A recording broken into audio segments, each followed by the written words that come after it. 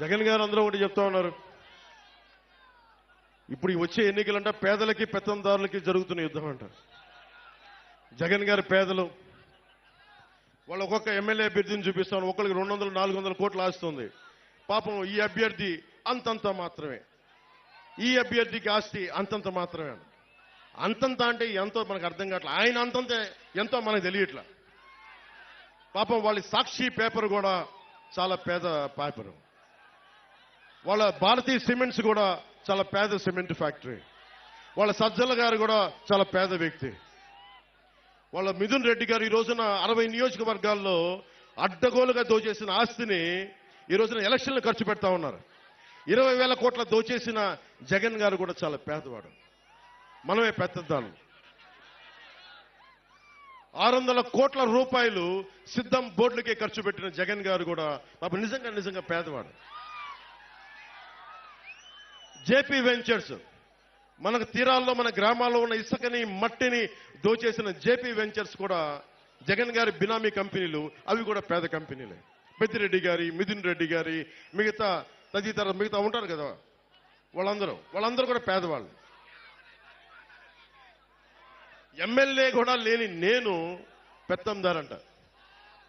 ఒక్క ఎమ్మెల్యే కూడా లేడు నా పక్కన. మేబీ మీ అందరినీ చూసి అది నా ధనం అనుకుంటున్నాడేమో. అలా అనుకుంటే నాకు ఇబ్బంది లేదు. ప్రజాధనం ధనం అయితే నేను ధనవంతుడినే.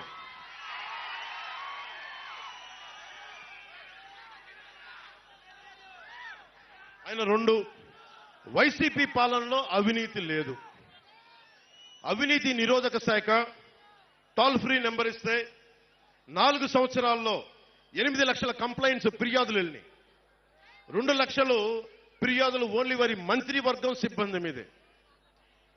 ఇంకో 4 లక్షలు వారి ఎమ్మెల్యేల మీద, ఎమ్మెల్సీల మీద. వీళ్ళందరూ అంట పాపం కూర్చోబెట్టి అవినీతి లేదంటే వీళ్ళు ఎవరి దగ్గర డబ్బులుండవు, ఎవరి దగ్గర అవినీతి లేదు. మరి అవినీతి లేకపోతే ఈ రోజున జగన్ని ఎందుకు ప్రజలందరూ వెనక్కి పంపించాలని చూస్తూ ఉన్నారు? మీరు ఆలోచించండి. జగన్ దగ్గర అవినీతి లేదని మీరు అందరూ అనుకుంటున్నారా? మీరు ఒకసారి ఆలోచించండి. జగన్ సత్యపురుషుడు. మీరు శ్రీపాద శ్రీవల్లభుడు వెలిసిన నేల ఇది, శక్తిపీఠం వెలిసిన నేల ఇది, పీఠికాపురం ఇది. ఈ నేల నుంచి మిమ్మల్ని అడుగుతున్నాను, జగన్ అవినీతి చేయలేదని మీరు గుండెల మీద వేసుకొని చెప్పగలరా? ఇక్కడ దొయ్యలేదని మీరు చెప్పగలరా?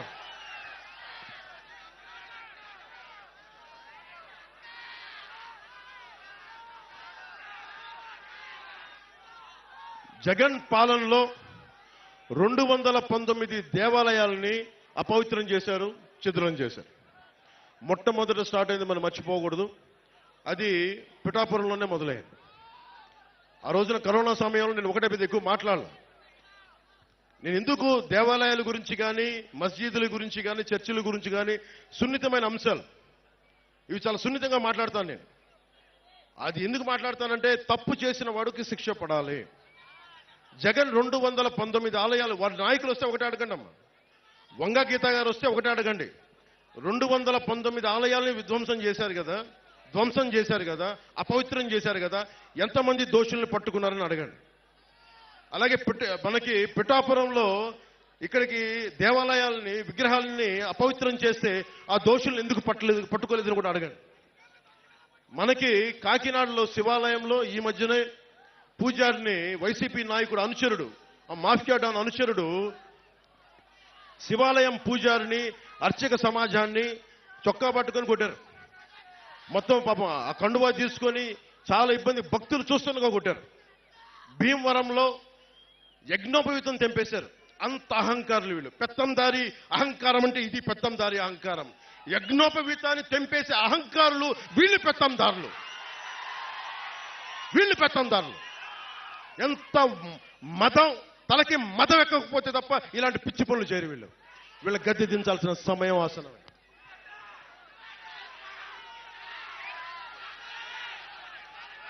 ఏ స్థాయికి వెళ్ళిపోయారంటే ఈ రోజున వేమూరు నియోజకవర్గంలో పార్టీల కోసం వచ్చే మా కూటమికి నిలబెట్టడానికి మద్దతు కోసం వచ్చిన ఎన్ఆర్ఐల్ని మీరు కూటమి కోసం మీరు ప్రచారం చేస్తే మిమ్మల్ని వెనక్కి వెళ్ళనివ్వం, మీ మీద కేసులు పెడతామని బెదిరిస్తా ఉన్నారు. వాళ్ళు పిఠాపురం కాదు, ఆంధ్రాలో ఎక్కడికి వెళ్ళా రమ్మని చెప్దాం. తరిమి తరిమి కొడతాం ఇలాంటి పిచ్చి మాటలు మాట్లాడితే ఒక్కొక్కరు.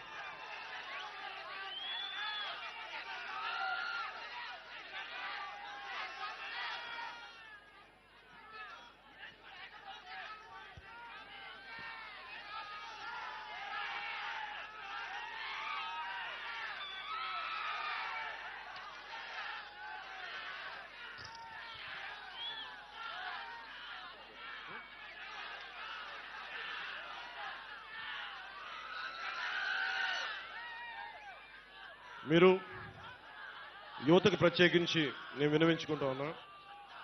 ఇప్పుడు కాకినాడ పోర్టు ఉంది. మీకైనా డబ్బులు కావాలంటే, సరదాగా డబ్బులు కావాలి మీ అందరికీ.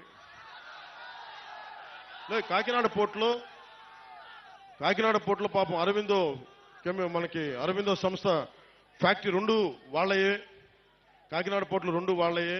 ఒక కంపెనీకి ఒకటే ఇవ్వాలి, కానీ పాపం రూల్స్ తుంగలో తొక్కి 2 పోర్టులు వాళ్ళకే ఇచ్చారు. అక్కడి నుంచే అదే చెప్తున్నా, మాఫియా డాన్ గురించే మాట్లాడుతున్నాం. మాఫియా డాన్ గురించి మనం గెలిచిన తర్వాత మాఫియా డాన్ ఇక్కడికి రమ్మని చెప్పి నేను మాట్లాడతాను. మాఫియా డాన్ని పిఠాపురంలో అడుగు పెట్టమని చెప్పి నేను వచ్చిన తర్వాత. పిఠాపురంకి రా. మాఫియా డాన్లు బెదిరింపులకి బాబు మీలాంటి వాళ్ళు చాలా మంది చూసే వచ్చాడు పవన్ కళ్యాణ్. చాలా మంది మీ తాటాకులు చప్పులకి అస్సలు బెదిరే వ్యక్తిని కాదు. తోలు తీసుకుందా కూర్చోబెడతాను మధ్య.